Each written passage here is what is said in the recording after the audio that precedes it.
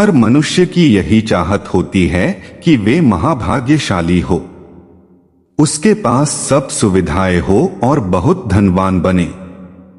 सच पूछो तो महाधनवान वही है जिसके पास सुविधाओं को पाने और उसे भोगने की सामर्थ हो। खुद से ही हम अपने को कैसे सामर्थवान बनाएं कि हम महाभाग्यशाली बन जाएं। तो आज हम यही जानने की कोशिश करते हैं कि किस तरह से हम अपने जीवन में महाभाग्यशाली राजयोग को ला सकते हैं। इसके लिए हमें सबसे पहले उन सब कारकों को पहचानना होगा जो हमें महाभाग्यवान बना देते हैं। सृष्टि में विद्यमान पंच तत्व। सृष्टि ने सभी को भाग्यवान बनाकर ही पैदा किया है, पर हम अपनी अज्ञानतावश उन तत्वों को अपने भीतर आत्मसात नहीं करते, तो इस तरह हम खुद ही अपने महाभाग्य को सुला देते हैं और बन जाते हैं भाग्यहीन दरिद्री।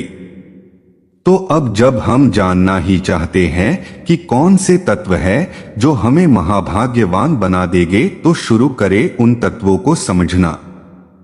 वे है प्रकृति से प्राप्त होने वाले पंच तत्व। जाने इन पंच तत्वों को।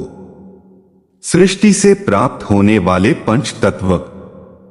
सृष्टि में विद्यमान पंच तत्व है जल, वायु, अग्नि, तेज, प्रकाश, धरती, आकाश।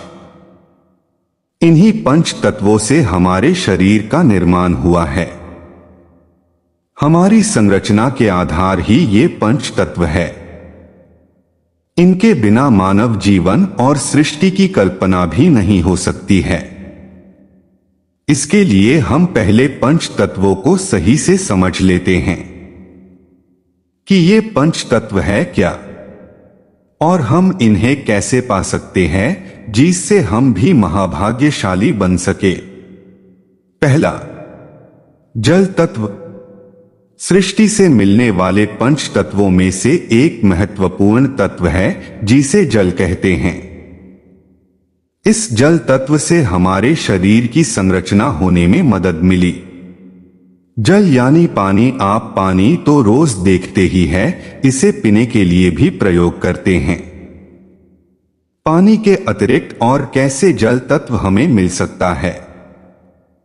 वह है फलों से मिलने वाला रस। जितने भी प्रकार के फल, सब्जियां, अनाज आदि है जिनमें रस होता है, वह सब जल तत्व में ही आते हैं। दूध और दूध की वस्तुएं, ये सब भी जल तत्व का ही हिस्सा है। दूसरा, वायु तत्व। सृष्टि से मिलने वाले एक बहुत ही महत्वपूर्ण तत्व जिसके बिना जीवन की कल्पना हो ही नहीं सकती, वह वायु तत्व। वायु यानी हवा और जितनी भी प्रकार की गैसें हैं जो इस धरती पर मौजूद है, वह सब वायु तत्व का हिस्सा है। इन गैसों आदान प्रदान होने से ही जीवन निर्मित होता है। यह विज्ञान में आपने पढ़ा ही होगा कि कौन सी गैसें मनुष्यों के लिए लाभदायक है और कौन सी वे गैसें हैं जो सृष्टि के अन्य जीवन चक्र के लिए उपयोगी है। जैसे मनुष्यों के लिए अति उपयोगी गैस है ऑक्सीजन, तो वही पेड़ पौधों के लिए कार्बन डाइऑक्साइड। आपको जानकर हैरानी होगी कि हमारे शरीर के भीतर भी कई प्रकार की गैसें मौजूद रहती हैं।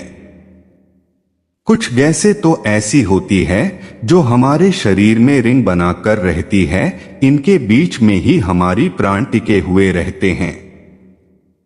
जब हमारा शरीर मृत अवस्था में पहुंच जाता है तो यानी शरीर से प्राण निकल जाते हैं, तब ये गैसें अपने स्थान से हटती है और बाहर के वातावरण को दूषित करती है।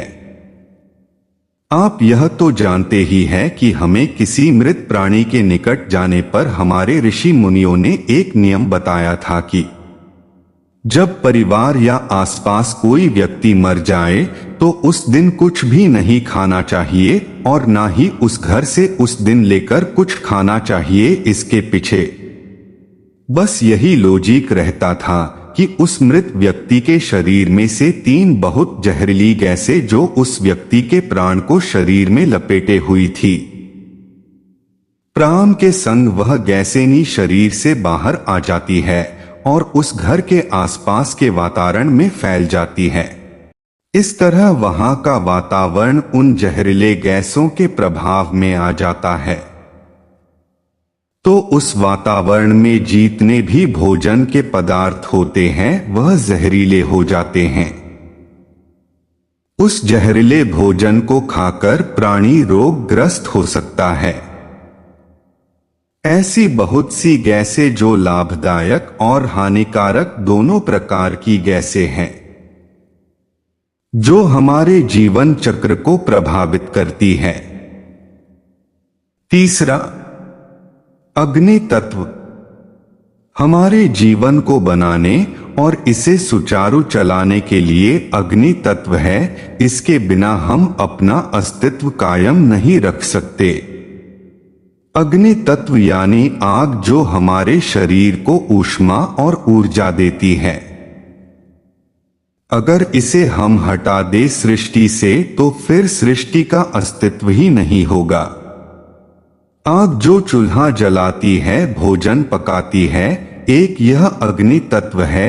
एक अग्नि जो हमारे शरीर में होती है, जो हमारे शरीर को बलवान बनाती है, जिसे हम आयुर्वेद की भाषा में झराग्नि कहते हैं।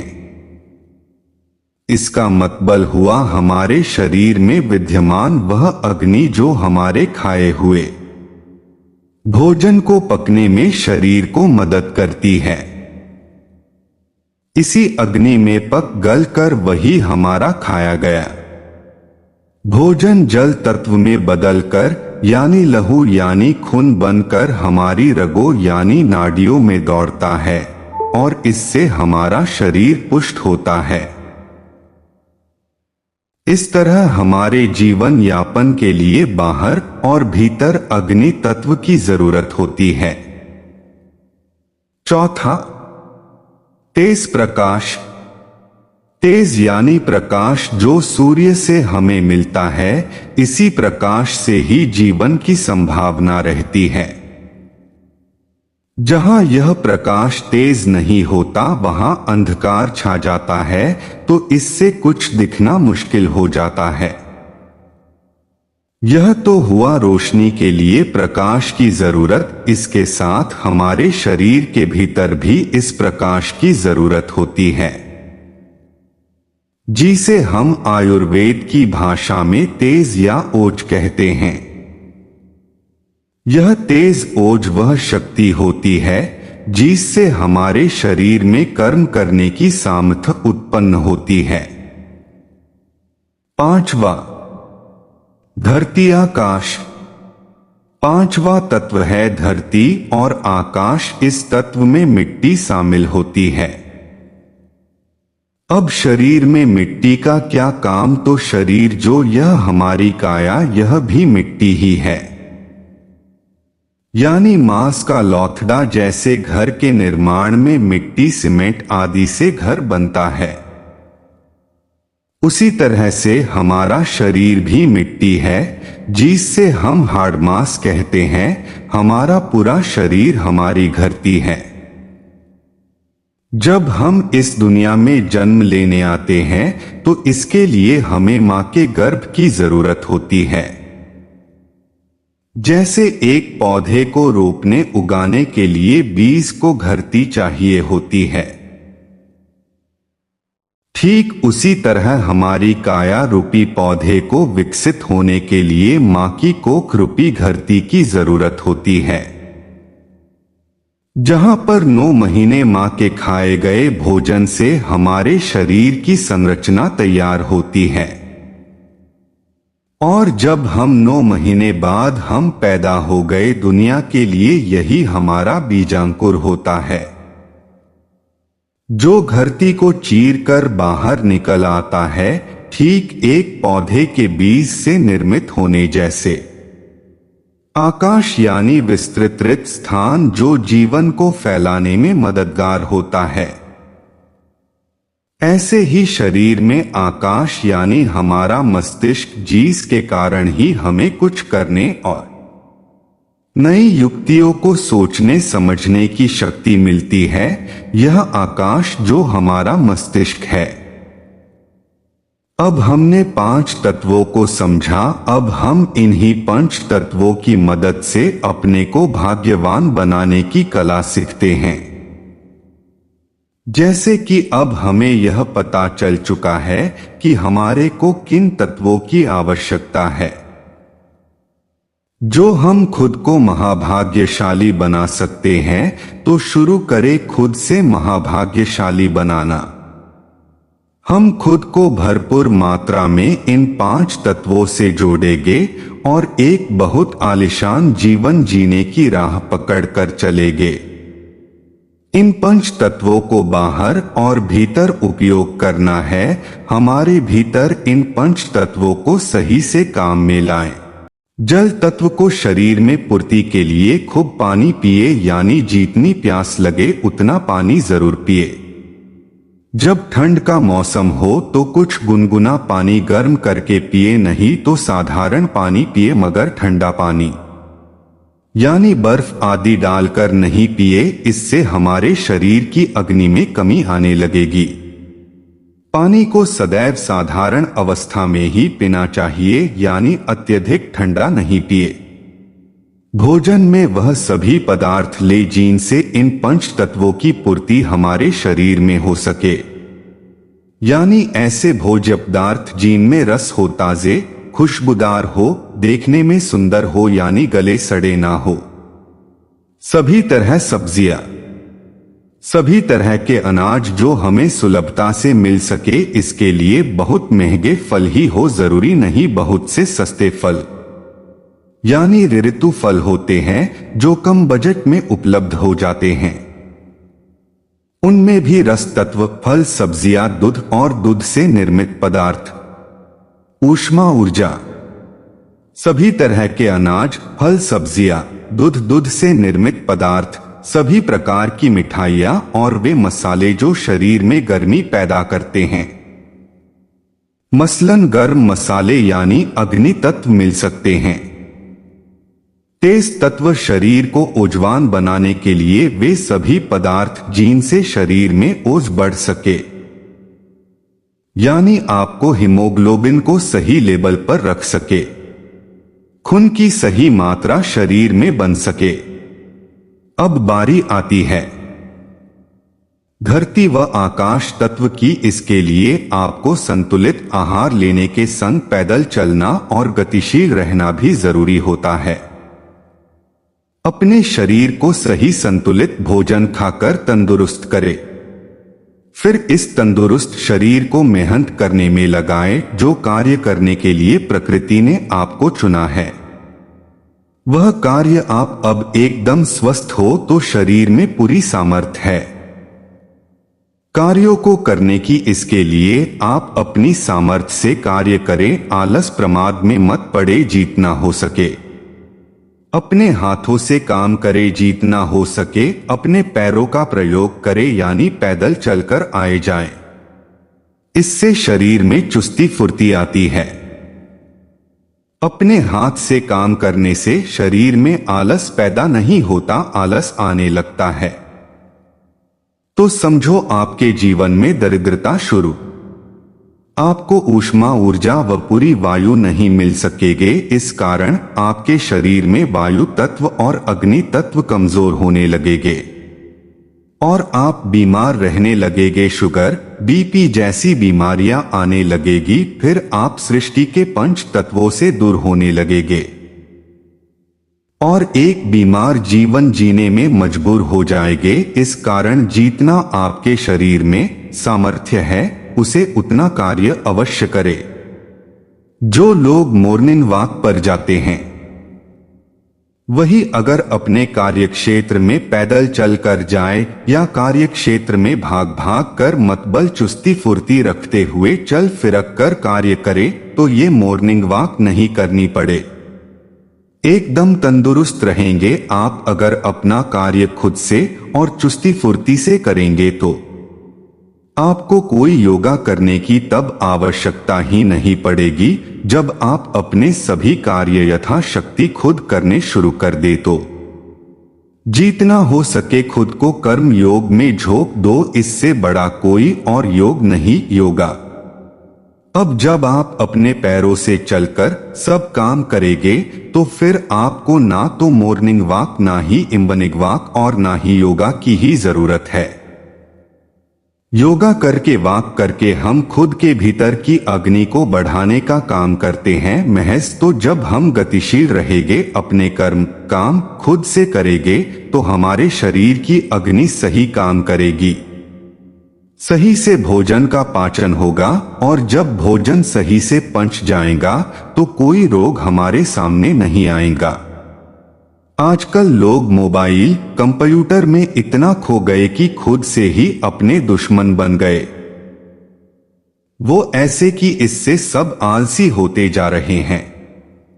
घर की महिलाएं घरेलू काम के लिए नौकरानी लगाती है, खुद आलस प्रमाद उत्पन्न करती है। अपने जीवन में पुरुष बाइक कार आदि के बिना एक कदम भी बाहर नहीं रखते।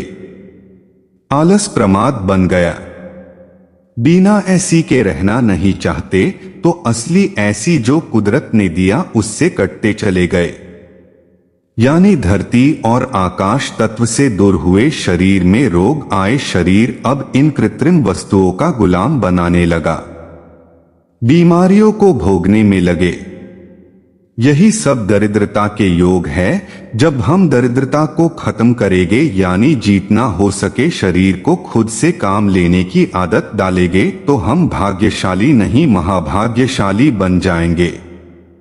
सही मायनों में वे भाग्यशाली नहीं है जो मशीनों के उपयोग पर निर्भर है। भाग्यशाली वही है जिसके शरीर में काम को खुद से करने की सामर्थ्य है, जिसके पास तेज पूंछ है। नोटों यानी कागजों की ठेरी से सामान खरीदे जा सकते हैं, मगर असली सुख जो हमारी निरोगी काया नहीं खरीदी जा सकती। इसलिए जिसके पास बहुत सारे नोट तिजोरी में पड़े हैं, पर दवाइयों की पुड़िया जेब में लिए घूमता है, तो वह काहे का भाग्यशाली? वह तो एक दरिद्री जीवन जी रहा है। असल में महाभाग्यवान वही है जो एकदम तंदुरुस्त हो, किसी दवाई का शिकार ना हो, जिसमें कार्यों की क्षमता है, जिसमें धैर्य है, जिसके पास तेज है, जिसके शरीर में पाचन शक्ति सही से काम करते हैं, जो दिन भर कब्ज का शिकार रहे या जिसको कुछ भी खा लेने पर पचता नहीं है। वो दिन भर शौचालय के चक्कर लगाता रहते हैं। ऐसा व्यक्ति कैसे भाग्यशाली हुआ भला? वह तो महादरिद्री है। पहचाने की भाग्यशाली है कौन? भाग्यशाली वही जो आलसी नहीं, जो बीमार नहीं, जो अपना सभी काम खुद से करने की क्षमता रखता है, जिसका चेहरा सदैव खिला रहता है, मुख पर एक तेज झलकता है। जीवन वही जो आंखों से पत्थर को तोड़ दे, मतलब इतनी शक्ति सामर्थ हो कि किसी भी कार्यों को करने की हिम्मत रखता हो। आप देखें उन लोगों को जिनके पास तिजोरी बहुत भारी होगी, यानी कागजों नोटों की कमी नहीं होगी, पर उनके चेहरे सदैव मुरझाए हुए मिलेंगे। दवाइयों से घर की हवा में गंध भरी होगी। वे चलेंगे तो ऐसे जैसे उनके शरीर में जान भी नहीं है। अभी कंधे पर चढ़ जाएंगे जैसे। ऐसे लोगों की बुद्धि भी फिर सही से काम नहीं करती, हर काम के लिए बस मशीनी शरीर बनकर मशीन के गुलाम बन जाते हैं। ऐसे लोग जब देखो बेड पर ही नजर आते हैं। बहुत जल्दी थकान उन्हें घेरे रहती है, तो कैसे हम उन्हें भाग्यशाली माने? वे तो केवल दरिद्री जीवन जी रहे हैं। आप अपना काम खुद कर लेते हैं, आप में पूरी चुस्ती फुर्ती है। आपको सुबह जल्दी उठने की आदत है और एक बार बिस्तर छोड़ने के बाद रात को सोने जाते वक्त के अलावा दिन में बिस्तर पर जाने की जरूरत नहीं पड़ती। आप दिन भर काम करते हैं और थकान कम महसूस होती है। आपका पेट एकदम सही रहता है। आपकी पाचन क्षमता सुचारू है। आपको किसी भी प्रकार की दवाइयों की जरूरत नहीं। आप किसी नशे के आदी नहीं। आपको किसी भी काम को करने में आलस नहीं आता। तुरंत फुरत में काम समेटने लगते हैं। आपके पास बुद्धि जो सही सोच रखती है के मालिक है। आपके पास नई नई योजनाएं बनाकर उन पर काम करने की बुद्धि और शारीरिक क्षमता है। आप किसी अफवाहों में नहीं आते। आपको किसी अकारण रोना नहीं पड़ता मन से। आप बिना मेकअप भी ग्लोइंग करते हैं, यानी आपके शरीर में तेज है। आप समाज के नियमों को मानते हैं। किसी भी प्रकार का दंगा फसाद करने में रुचि नहीं रखते। आपके मन में किसी से ईर्ष्या या द्वेष नहीं होता। आप मशीन के गुलाम नहीं है। आप सदैव एक सकारात्मक सोच रखते हैं। आप हंसमुख स्वभाव के हैं। आपके चेहरे पर परेशानियों का बोझ नहीं झलकता है। आप सदैव कर्म करने में विश्वास करते हैं। आपके पास धैर्य है। आपके पास संतोष है। आपको जितना मिल जाए उससे जीवन यापन करने की संतुष्टि है। जरूरत से ज्यादा सामान घर में एकत्रित नहीं करते हैं, यानी जिन वस्तुओं की आपको जरूरत है उतनी ही वस्तुएं खरीदते हैं। बेकार में सामान खरीद खरीद कर घर में भरकर घर को कबाड़ खाना बनाना नहीं चाहते हैं। आप दूसरों की गलतियों को नहीं बल्कि खुद की कमियों को देखते हैं और अपने भीतर सुधार करते हैं। दूसरों के गुण देखते हैं और दूसरे के अच्छे गुणों से खुद को आत्मसात करते हैं। बिना काम रो रो कर अपने दुखड़े दुनिया को सुनाने में आपको रुचि नहीं है। आप किसी की चुगली निंदा नहीं करते हैं। किसी से उसका हक नहीं छीनते। अपनी आत्मा में रमण करते हैं, यानी दूसरों के दोष ढूंढने की प्रवृत्ति आपकी नहीं है। यह सब बातें यही बताती हैं कि वास्तव में आप भाग्यशाली नहीं बल्कि महाभाग्यशाली हैं।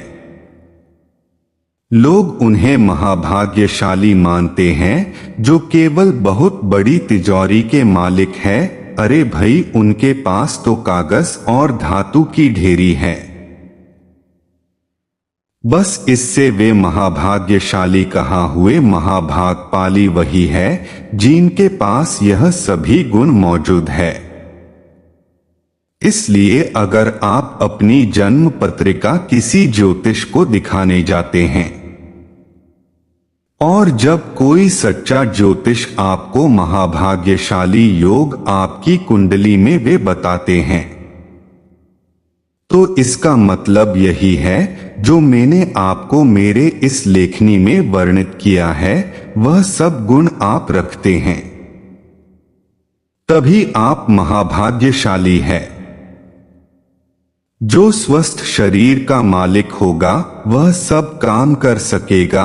जब कोई मेहनत करेगा तो जाहिर है कि उसके पास धन यानी जरूरत के लिए पर्याप्त राशि उपलब्ध होगी और उसे फिर किसी के आगे कर्जदार नहीं होना पड़ेगा।